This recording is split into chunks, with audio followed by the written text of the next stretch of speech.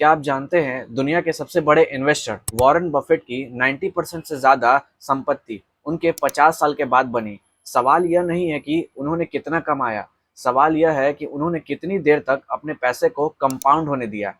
अगर आप रातों रात अमीर बनने के चक्कर में फ्यूचर या ऑप्शंस में पैसे गंवा चुके हैं, तो यह वीडियो आपके लिए आई ओपनर बन सकती है। आज के इस वीडियो में हम बात करेंगे लॉन्ग टर्म इन्वेस्टमेंट कैसे करें। तो वीडियो को बिना स्किप किए हुए देखिए। चलिए स्टार्ट करते हैं।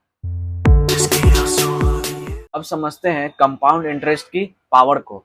लॉन्ग टर्म इन्वेस्टमेंट का सबसे बड़ा सीक्रेट है कंपाउंडिंग। आइंस्टीन ने इसे दुनिया का 8वां अजूबा कहा है। मान लीजिए दो दोस्त हैं, अमित और राहुल। अमित 25 साल की उम्र में हर महीने 5,000 इन्वेस्ट करना शुरू करता है। राहुल 35 साल की उम्र में शुरू करता है और वह भी 5,000 हर महीने लगाता है। दोनों 60 साल की उम्र तक इन्वेस्ट करते हैं, वो भी 12% एवरेज रिटर्न मानकर। अमित का टोटल इन्वेस्टमेंट हुआ 21 लाख और राहुल का टोटल इन्वेस्टमेंट हुआ 15 लाख।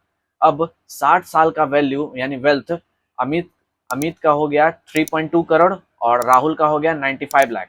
राहुल ने अमित से सिर्फ 10 साल बाद शुरू की, लेकिन अमित का फाइनल रिजल्ट राहुल से 3 गुना से भी ज्यादा है।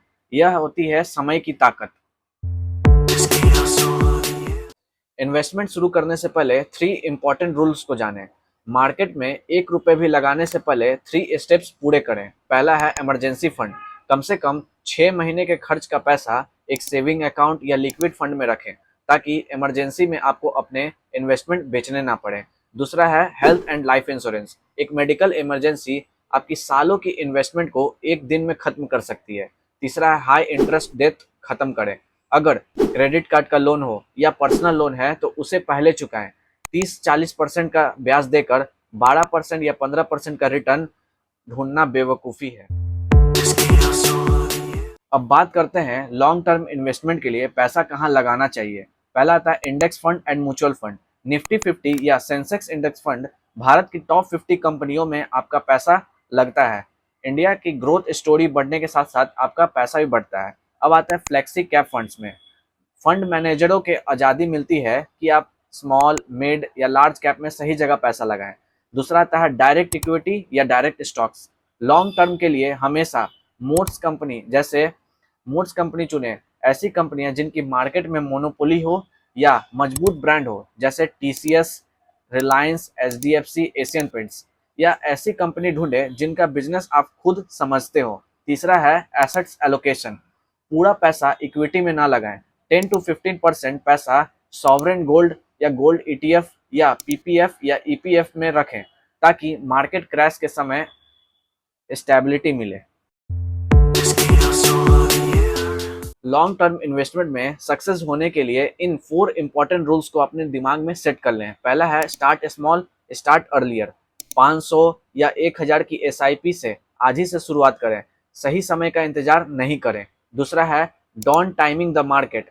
मार्केट बॉटम कब छुएगा कोई नहीं जानता, टाइमिंग से ज्यादा जरूरी है टाइम इन द मार्केट। तीसरा है इग्नोर द डेली नॉइज।